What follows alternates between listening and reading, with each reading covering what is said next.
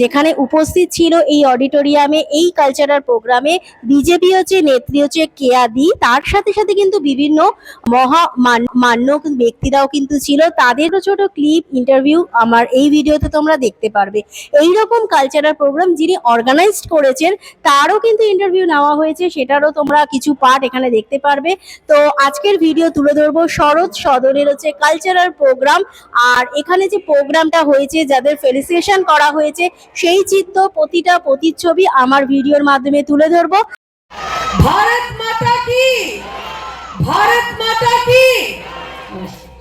কর্তৃপক্ষ global academy of আর্টসের যে নবচেতন অতিথিরা যদি একটু এগিয়ে আসেন।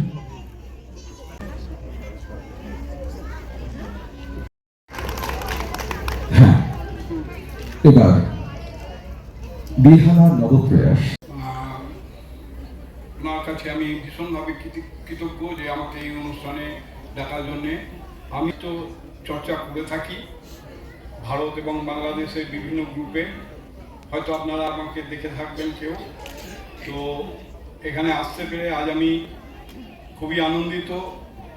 এবং কবিতা লিখুন, বাঙালি হয়ে কবিতা লিখবে না এমন মানুষ খুব কম আছেন।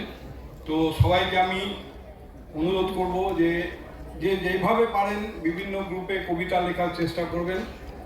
এবং দিন ধরে চলছিল বাংলা বিদ্বেষী, খুব সারা দেশে চলছিল, কিন্তু আমাদের এই বাংলা ভাষাকে আরও উন্নত করতে হবে, সবাই মিলে এগিয়ে আসতে হবে, এবং যাতে আমাদের এই বাংলা যোগ্য সম্মান পায় ভারতবর্ষ।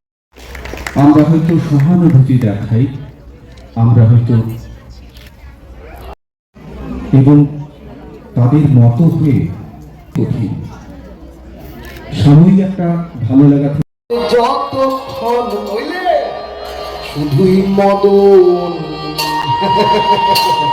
মদন মোহন তুমি নগানো।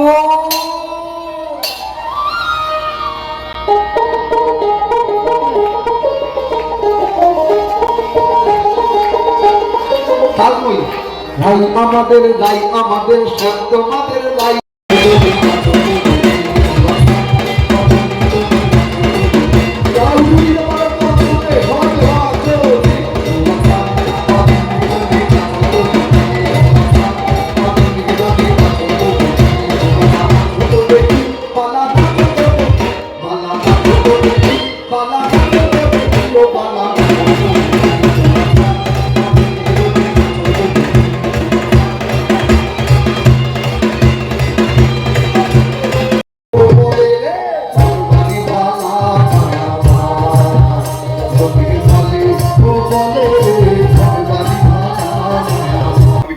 কৃতজ্ঞ যে আমাকে এই অনুষ্ঠানে দেখার জন্যে।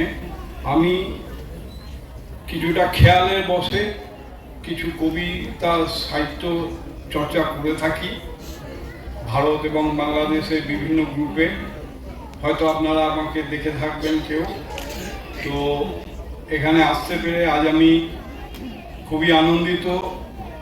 এবং আপনারা সবাই ভালো থাকুন, কবিতা পড়ুন, কবিতা লিখুন।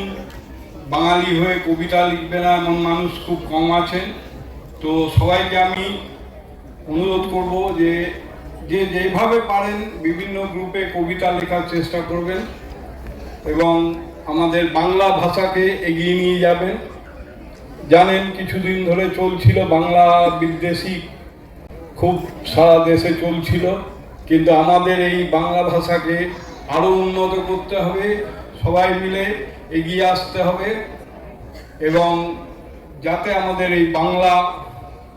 দেখতে থাকো কলকাতা ফিচার্স, অভিপসের সাথে থাকো, পাশে থাকো।